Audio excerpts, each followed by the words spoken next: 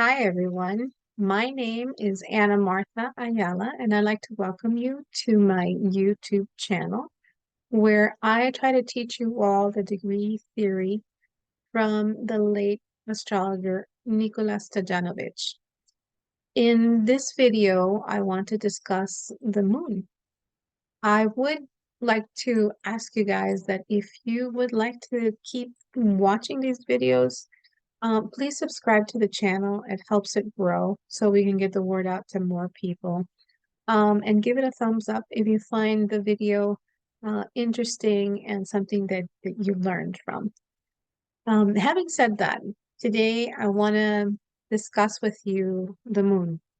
As you all know, the moon rules Cancer and it is exalted in Taurus. It represents the people of the nations, right? The general public. It represents the mother. It brings recognition to you. Like if you have a moon that's well placed, that's what makes people famous. Um, it rules the water, the food. It rules fertility in women.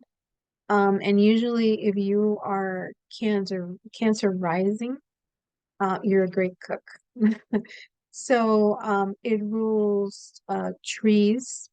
Um, it's also considered a luminary. So the luminaries are the moon and the sun. And those are the only two planets that do not go retrograde in a horoscope. Everybody else does, right? All the other planets do.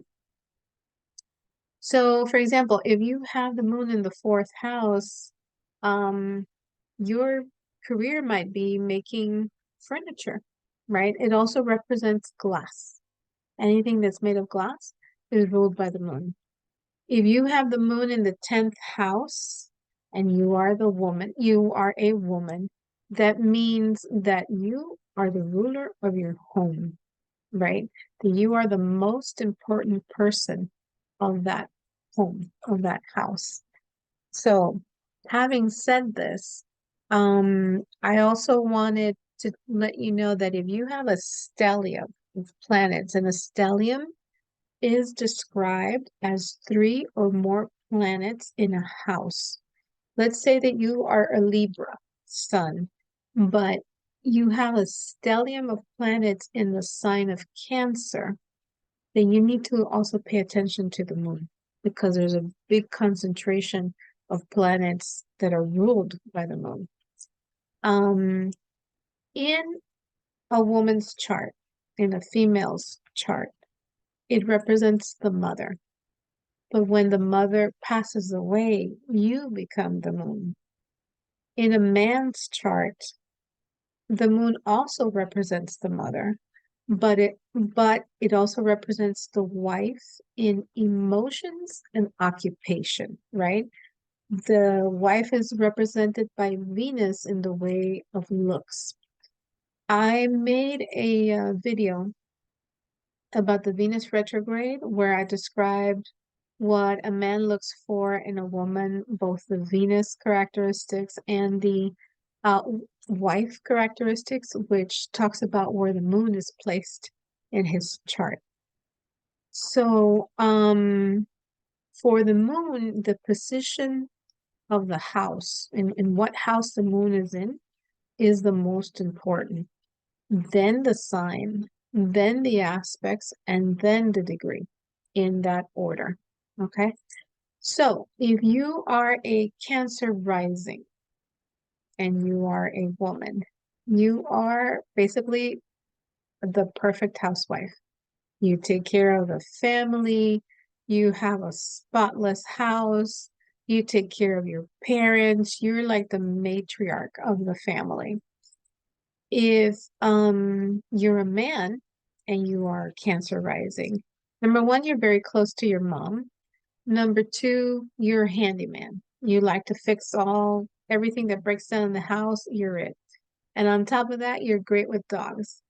I always, when I go to the vet with my cats or dogs, and I see men there, I always start to, I wonder. I said, do these men have the moon in Cancer? Because when my kids were little and I used to go to the pediatrician, I never saw a man at the pediatrician's office. I mean, I know that was a long time ago, but usually men don't go to the doctor when the kids are sick, but yet they show up at the vet when something's wrong with the dog. So, that thought crosses my mind. I said, I wonder if these men have the moon in Cancer or are Cancer risings, better yet. So, anyhow, I want to show you guys how to apply the moon to your daily activities because I want you to start paying attention because the moon is the fastest planet in the zodiac, right? It changes signs every 2.5 days. Um, and it's quite interesting. If you start to pay attention to what people are doing on a daily basis, you'll see how it starts linking in. So, for example, if the moon is in Aries, pay attention if you see people fighting or arguing, or are they playing sports or talking about firearms or about war? If the moon is in Taurus, are you baking sweets and cakes and cookies, right? With your kids or for your family? Do you cook a home cooked meal?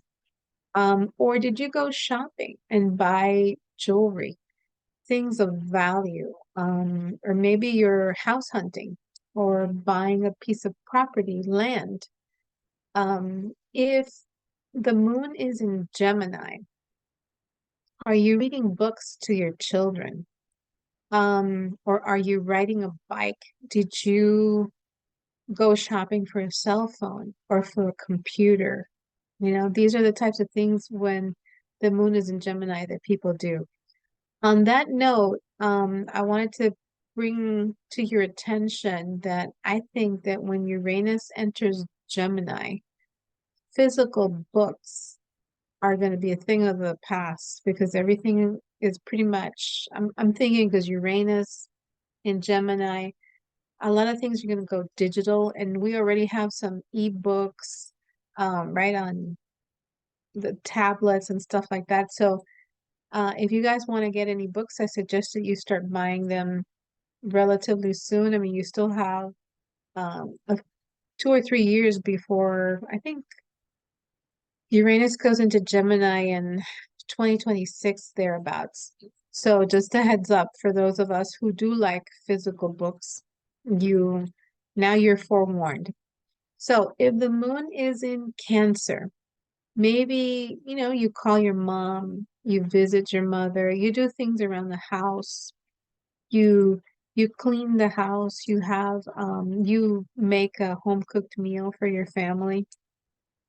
If the moon is in Leo, if you want to have a nice party where people enjoy it and have fun and have just a good old time, have a party when the moon is in Leo. Okay.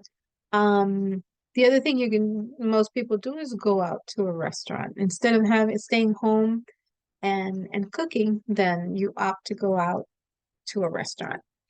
If the moon is in Virgo, not, you're working, right? You're thinking about work. Maybe you're working from home. You are preparing a new schedule, a list of like a to-do list, right? Getting organized and being very disciplined in the things, your routine, you know. Maybe you're thinking about a new diet that you want to go on and all the things that you need to get at the grocery store, right? When the moon is in Libra, you like to do things with your partner, with your husband, wife, a friend. Maybe you call your girlfriend and say, "Hey, let's go shopping," and you're gonna go shopping for perfumes or clothes, what to wear. Um, if you guys have had a little falling out with your sweetheart, then I would suggest that you wait for the moon in Libra to try to make amends. Why? Because number one is a sign of partnership. Number two, Libra is very diplomatic and very soft spoken. So the ambiance of trying to make up the moon will help you. If the moon is in Scorpio, then obviously, bedroom activities would take precedence, right? But you could also be investigating something, or maybe thinking of what investments you should be investing in. Also, you might be watching movies that are murder mysteries, right? Like who done it or some kind of spy movie as well. If you have when the moon is in Sagittarius, maybe you're planning your next foreign vacation, right? Like to Europe. Um, Maybe you start learning a new language, right? You start maybe something like researching religious beliefs, like different if you're, let's say, Christian, maybe you might start looking into another religion, just curiosity or for learning, because Sag is like one of those eternal students, right? If the moon is in Capricorn, maybe you're strategizing about money. You're thinking about your problems and how to solve them. You're creating a new budget. You're doing very practical things around the house, um, trying to come up with ways to actually save money. When the moon is in Aquarius, well, this is a time that you call your friends up. Maybe you're calling them to meet up, to go out. When the moon is in Pisces, so this is usually a time when you need some alone time. You need to recuperate a little bit from all the activities that you've been through, right? Maybe you go to church, you meditate, you go do yoga, you go to the beach, or maybe you're planning a vacation to a faraway country. For example, if you live in the US, then you're going to like Asia, like way out there on the other side of the world, right? Um, so anyway, this is the daily things that um start paying attention to see if it ties into where the moon is at and what people are doing or situations that come up. Like I said, the degree theory is a very practical, um, down to earth type of astrology. And I'm hoping that these videos are helping you learn little by little how to apply the astrology to your daily your daily life. So I wanted to thank you for watching the video. Please subscribe to the channel if you're interested in learning this type of astrology. And I hope that you enjoyed the video. Thank you so much for your attention. Oh, one other thing. I am planning on making a video to help women get pregnant because pregnancy has a lot to do with the moon. If you have the moon in Taurus or the moon in Cancer, then your fertility should be very good. I mean, we have to see what aspects are going against the moon, but you should not have an issue getting pregnant. However, in the next video, I do plan to give you guys more details on, for those of you that are having a little bit of difficulty becoming a mom, to try to help you guys out. So thank you once again for watching.